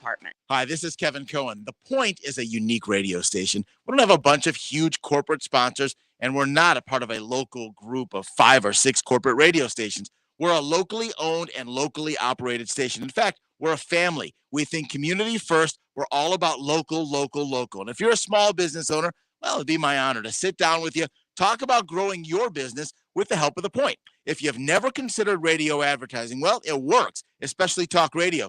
Our listeners trust us. They trust and they support our advertisers. You'd be surprised just how affordable running some ads on The Point can be. So let me put something together, a customized package that fits your needs, your budget. I'm not corporate. I'm just Kev. Call me, 563-8558, or email me at kev@makethepointradio.com. That's 563-8558, or my email address, kev@makethepointradio.com. Let's sit down. Let's talk about partnering up. Let's talk about seeing if we can grow together. Hey, it's the Cigar Militia. We want to thank the Midlands for a wonderful first year. Thank you for helping us grow. We had no idea we had so many good friends out there. One thing I love about the cigar culture is we all have our favorite brands, but we're also willing to try new ones too. Come in and get your old standby or have one of our knowledgeable staff members walk you through the humidor to your new favorite. We're at 1410 Colonial Life Boulevard in the same plaza as the Melting Pot Restaurant. Are you worn out from wall-to-wall political talk? Instead of hearing more about the stuff in Washington that's mostly out of your control, I'll give you the tools to actually take control of your money and your life. Dave Ramsey here. Join me right here on The Point. I'm live and taking your calls weekdays at 2 p.m. I'll teach you how to get on a written plan that actually works, get out of debt, and build wealth. Weekdays at 2 p.m. The Dave Ramsey Show at 100.7 The Point.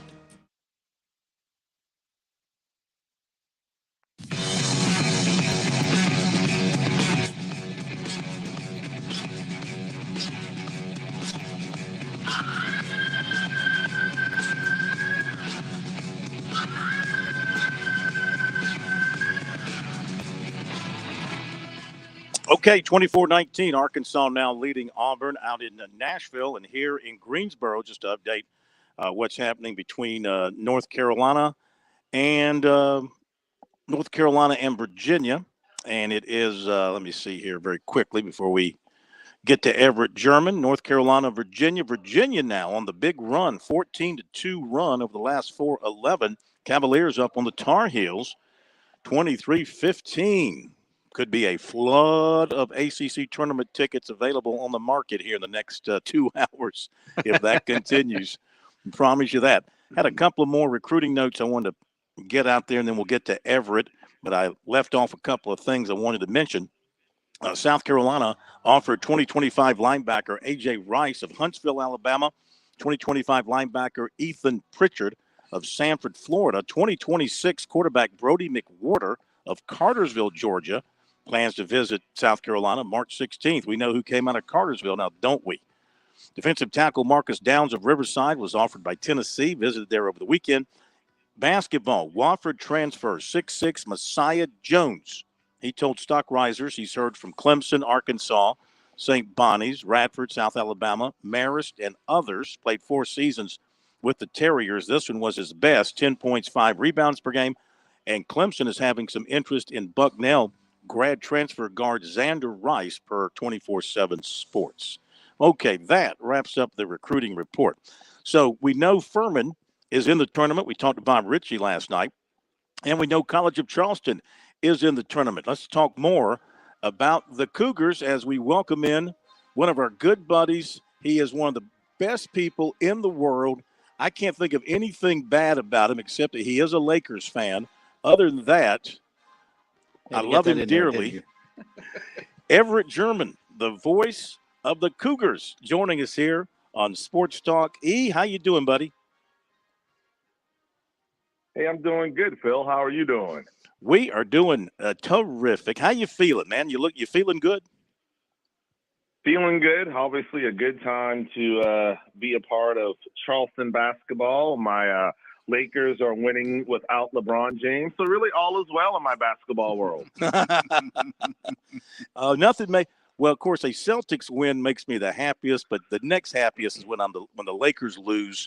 I just have a tingling feeling knowing that you and K-Mac in particular are having a bad night when I hear that.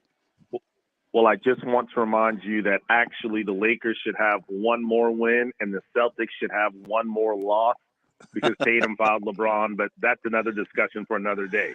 That's true. That's true. Listen, I give you that. That was a terrible no call, should have been made, and he'd have probably missed the free throws anyway, but I'll give you your due on that. What about the Cougars, man? 31 wins, most wins in the nation.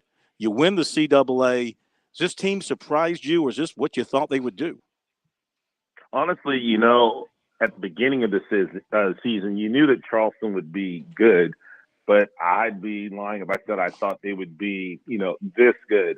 I knew what we had coming back because we had our sophomores now this season that played so many minutes. last year with Rain Smith and, Ben Burnham, Babacar Faye.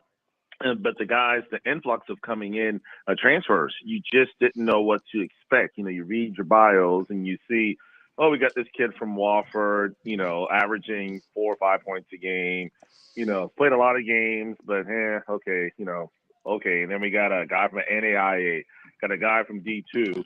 So on paper, it didn't wow you, but I should have known because of how great our coaching staff is, obviously with Coach Kelsey at the top, Brian Cloman, also, Coach Cassidy, Michael Cassidy, and then, of course, the new addition of Thomas Carr. These guys just get it. They know it. Coach Kelsey's very open about, he's not for everybody and everybody's not for this program. But, you have to have those ABCs, academics, basketball, character. And so it's just not about the numbers. It's just about that individual. And so the addition of Ante Berzovic and Ryan Larson and Jalen Scott and Pat Robinson III, it was just a beautiful mix with what we had coming back. You also had Raekwon Horton to the mix, the kid there out of Santee that played there in Columbia for a while before transferring to, I don't want to say a prep school, but it's just been a special ride. Just a roller coaster ride. You win your first one against Chat, you lose to the Tar Heels, you win 20 in a row, you lose 2 in a row, and then you win your last 10, including obviously the championship game where you go on a run to put you up by 7. They go on a run to put themselves up by 8. And then, of course, we all know how the story ended. Yeah.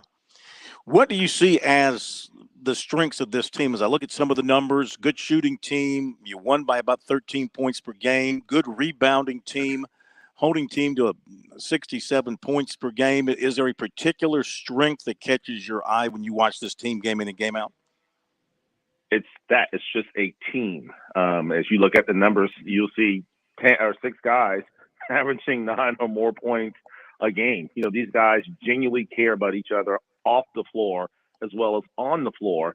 And, it's hard to really scout Charleston because one night it could be Bowen. The next night it could be Larson. It could be, Ben Burnham. At one point, Phil, we played pretty much a 10-man rotation. 8 of the 10 guys in the rotation have led Charleston in scoring at least one game this season. That just goes to show you just the balance of what we have.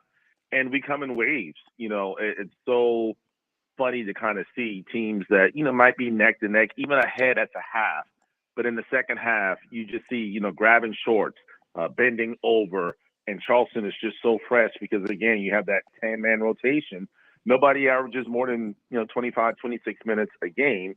And so when you have that ability, and really Charleston has 2 starting 5s. Like when that bench unit comes on, at one point Charleston's bench was top 10 in the country in terms of production. You just can't, that's just hard to beat. And then you talk about rebounding. I mean, Charleston, one of the top offensive rebounding teams in the country. Coach Kelsey had some of those teams at Winthrop as well. He brought that mentality to Charleston. And yeah, Charleston, we go hard at the glass, offense, defense. And so really that's kind of Charleston in a nutshell. There's not really one thing you can kind of pinpoint because honestly, Charleston does just a little bit of everything really well. Sure. The voice of the College of Charleston Cougars, Everett German, with us here tonight. The Cougars will find out their NCAA destination on Sunday after winning the Colonial a couple of days ago. And Everett, you talked about bench production, and you guys are still inside the top 10. As a matter of fact, 4th nationally in terms of your bench, getting 33 points a game off that bench. In an era where we see players transfer for a wide variety of reasons, in particular playing time or lack thereof, how has Pat Kelsey, in the short period of time he's been there, be able to build and sort of mold a culture where it doesn't matter if you start or if you come off the bench, where he's getting that kind of production from guys who could be starting elsewhere? I think it's really important because that minute factor, you may not start, but you're going to play. And it's the same rotation. It's kind of like, and I know you guys, follow the NBA where, you think in an NBA game, that starting 5, they play up until maybe the 2-minute mark of the first quarter. The bench comes in, they play until the 6-minute mark of the second quarter, and then the starters come back in. It's very similar to Coach Kelsey. It's not often that you hear a whistle and not someone's coming into the game. So it's kind of that mentality that, you go in, you go hard for 3 or 4 minutes, You come out, you get a blow, then you go right back in. And so the fact that those kids stay engaged because they know that they're going to get their chance. They know they're going to have plays called for them. Yeah, you're not starting, but there's been a lot of times this season that the 5 that started, didn't end the game. And so I think it's just that buy-in. You look at a kid like Jalen Scott. I mean, the guy was all defensive player in the CAA. I still say defensive player of the year. He averages 4 points a game, and I call him Baby Kawhi because he reminds me of Kawhi Leonard. He can guard all 5 positions, big, strong, physical. How he was in the NAIA, I have no idea. But the kid, it's almost like he doesn't want to shoot. He wants to rebound, guard the other team's best player. And when you have that type of attitude, it kind of filters through the whole team. And that's why I think these guys are content with maybe not starting, but coming off the bench, kind of like Pat Robinson III, who was named the CAA Sixth Man of the Year.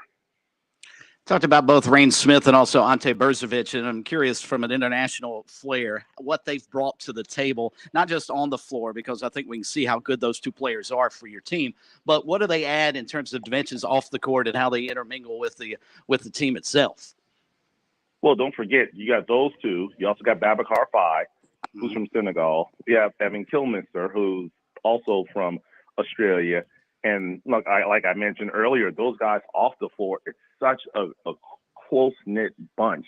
Those guys, it's very rare if you see one without seeing, somebody else in terms of their teammates. And so I think the fact that they kind of just feed off of each other, learning about each other's cultures, and then you have, probably arguably the craziest American on the roster in Dalton Bowen. I'm sure you guys watched the game Tuesday night, where he literally, and I saw it, obviously I was there, and I thought I saw it, but I wasn't sure, and I was actually sitting behind Dave Ryan and Coach Gillum, where he got cut on the eye, and he literally, wiped the blood and licked it. And I just said he literally just licked his own blood. Like it was nothing. Didn't even pause. That guy, you talk about a spirit animal, that kid, first team, all CAA, just one of the craziest, best guys. He's the type of guy that every team needs, that really just brings everybody together.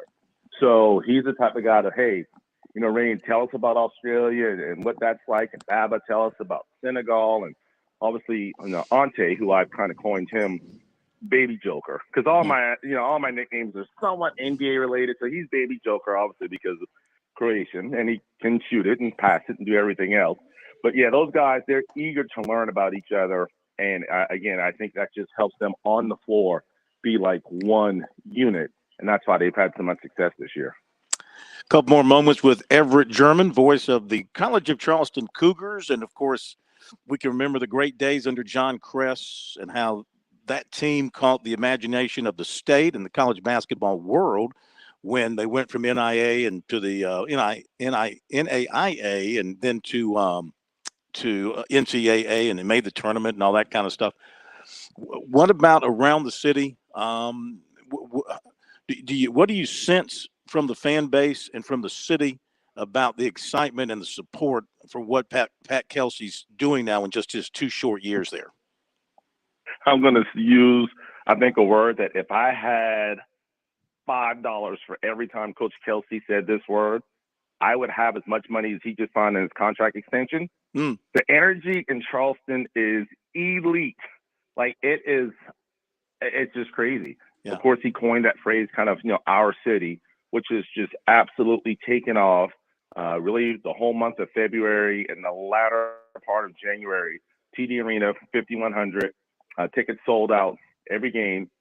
Some games, people scalping tickets, for as much as $200 for a seat. There were probably, I'd say, 1,500 fans in D.C. on Tuesday night, Charleston fans. A lot of people mentioned they got up Tuesday morning, bought a round trip ticket, spent about $400 because they wanted to be there. And Coach has really united the Low Country. And it's not necessarily when he says our city, not a jab at the Citadel or Charleston Southern, but he wants the Charleston basketball team to be Charleston's team where people can come, support, be a part. He coined TD Arena the 6th. because, well, TD gets 6 points for that, and he wanted the fans to be that sixth man, and they have turned out just tremendously. The watch parties are just crazy. We see all the footage when we're on the road of watch parties, people just coming out in droves. They want to be a part of Charleston, basketball. So depending on where the Cougars land, it wouldn't surprise me if you see a lot of our city at the game supporting this team, because Coach Kelsey has really done a great job of just being anywhere, everywhere, the kids, in the community, just being just a vital part of Charleston and the Low Country. Well, I've seen the Lenardi projections got you in Orlando as a 12 seed. So as a 12 seed, you would think Charleston could be a very dangerous 12 seed, don't you? I would say yes. And I'm sure if they're, because, Charleston leads the country in three-pointers attempted.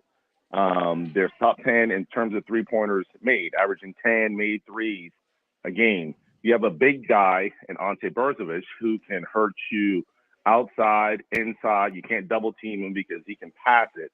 Then you have a lockdown defender like Jalen Scott. So this team really has, and then you have a leader like Ryan Larson, who's played in NCAA tournaments at Wofford. He is the ultimate floor general. I coined him the mayor. So he's the mayor of Charleston because he just gets it done.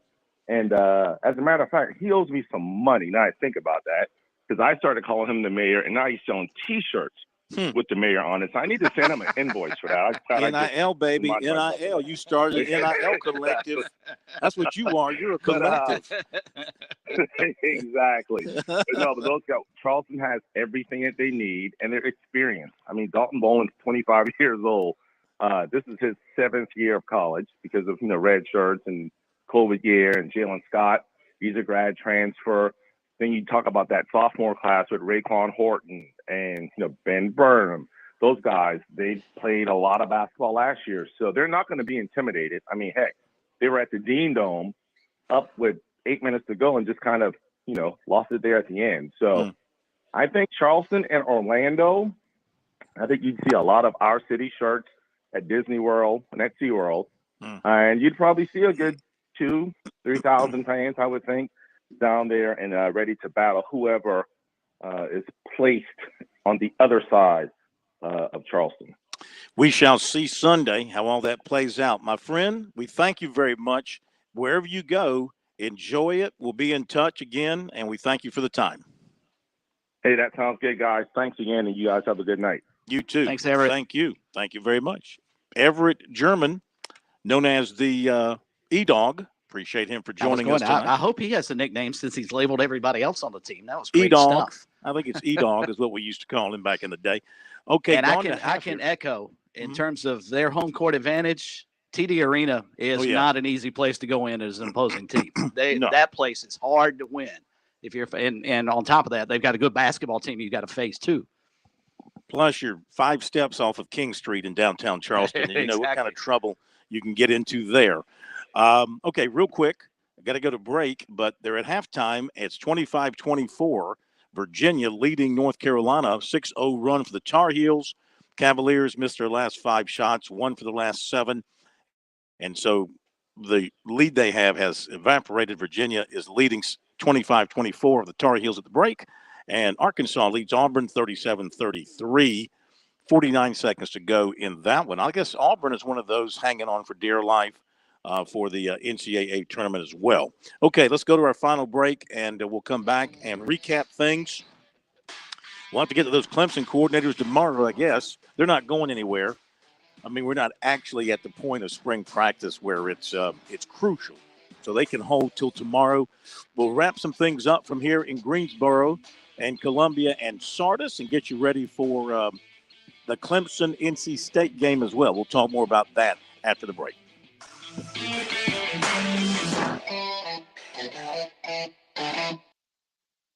George Bryant here with Tsunami Bar Sports, and wow, Tsunami Robbie, there is now an amazing technology that you can use when you train receiving large game without having to endure pain. Please explain. George, that is the magic combination. I have 3 simple words to define that entire concept: stimulation, not annihilation. Regardless of your training goals, there is a level of stimulation that is optimal for your desired gains. Tsunami Bar's flexible bar technology meets these demands because the user determines the level of stimulation with the amount of speed and force they impart into the bar or training device. Hey, this is Phil Kornbluth. The Tsunami Bar is a terrific training device, whether you're working on your fitness or your golf game. It's convenient, it's easy to use, and you won't feel beat up afterwards. Be sure to click on the digital ad on sportstalksc.com and get 5% off any order using promo code BBB5. Don't wait, order today. Major Downer here from the South Carolina Department of Natural Resources. Boating season is just around the corner. To make sure that your boat is ready, check your registration sticker and ensure it's current. Find your registration card, make sure your life jackets are in good shape, and check your fire extinguisher as well. For more information on boating or boat titling questions, visit dnr.sc.gov/boating.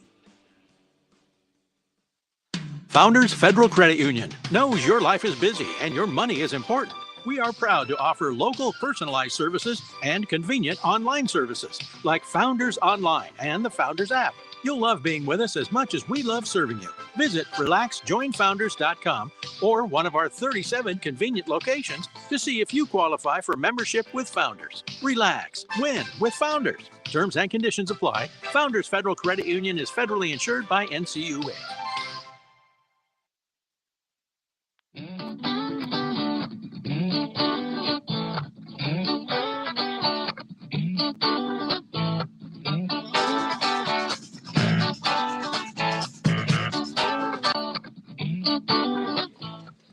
I got to update the TPC, which began today in Jacksonville very quickly. Colin Morikawa. Sorry. Chad Ramey, Mississippi State guy. 8 under par 64. Colin Morikawa, 7 under 65. Taylor Pendrith, Ben Griffin, Justin Sue, all at 5 under par. And as far as some of the others that we keep a close watch on, we've got Lucas Glover, former Tiger, 3 under 69. That's a Scotty Scheffler. He's at 4. Spieth is at 3. And John Rahm, 1 under 71. That big group they had today of the stars, they didn't play that well except for Rahm, 1 under. Ben Martin matched that at 1 under. Cameron Young, 1 under. Kisner is even, 72. And Zalatoris plus 274. Rory was in that group. Rory had a 76 plus 4. Matthew Neesmith, 77 plus 5. Andrew Novak on the course, plus 5. I guess some didn't finish. Doc Redmond, former Tiger, 78.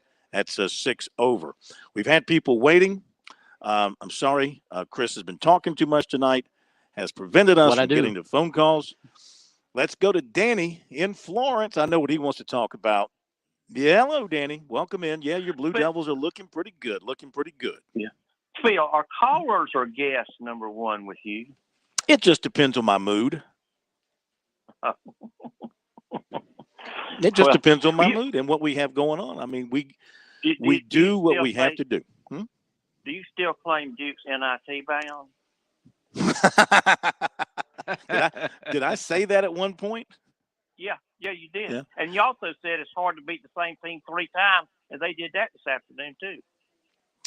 Well, it is hard to beat the same team 3 times. Now, y'all didn't have any trouble doing that today, but it is hard to beat the same team 3 times. I'll just say that Duke right now seems to have found another gear, and is maybe playing its best ball of the season at the right time, and they're dialed in defensively, and they're making shots, and they look good to me. Yeah. They do look good to me. Yeah. But I hung on for you, Phil. I know you did, and we appreciate it. Go Celtics. Yeah, man. Thank you very much. That's one thing we can agree on. Thank you. Yeah. Andy in Columbia. Andy, got about 90 seconds or so. Welcome in. How are you? We lost Andy. Andy's gone. Goodbye, Andy. We'll catch you next time around. Okay, so been quite a busy show. We appreciate everybody who's been with us tonight. And let's talk real quick. Clemson, NC State, guys. Chris, what do you think? I don't know. I'm going to roll with the Tigers here just because I think that Hunter Tyson will have a good night. I think P.J. Hall will do his thing inside, score, rebound. I think they've got to have a good shooting night from Galloway. If he can knock down some early threes, I think that puts him in the right mindset, and they usually play pretty good ball. Well, and I mentioned this earlier in the show. I think if there is one kryptonite to a team like NC State that wants to go up and down the floor and score as many points as possible, it's a team like Clemson that can play defense on them. And they did in both regular season meetings. Played really, really good defense against NC State. And one of the two, they actually shot the ball extremely well, scoring, 90-plus points. So I think Clemson's got the keys and the design and the DNA to beat NC State. The question is, is there so much going on around that team? Where's their heads? Mm-hmm. Mentally, if they're ready to go, I like Clemson to win tonight. But if they're worried about where their NCAA hopes are and everything else and having to sit around as long as they have, there are a lot of factors working against them. If Brad Brownell can get them to focus just between the lines, I think they'll be okay tonight. Okay, folks, we'll follow along on our Twitter tonight as we cover Clemson, post-game coverage on the website. Pat, thank you. Chris, thank you. We'll either see you back here tomorrow night or in Columbia. We'll see. Have a great night.